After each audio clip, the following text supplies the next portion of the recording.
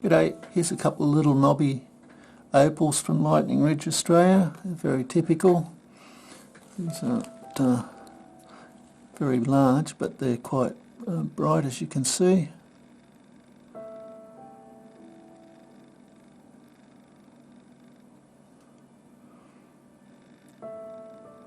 Colour in all the little windows there. So there's another small piece.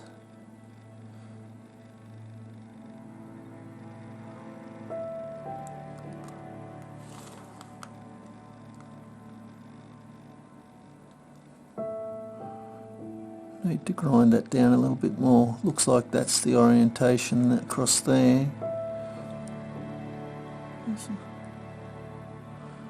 Just grind the ends off a little bit more before you commit to which way you're going to cut that.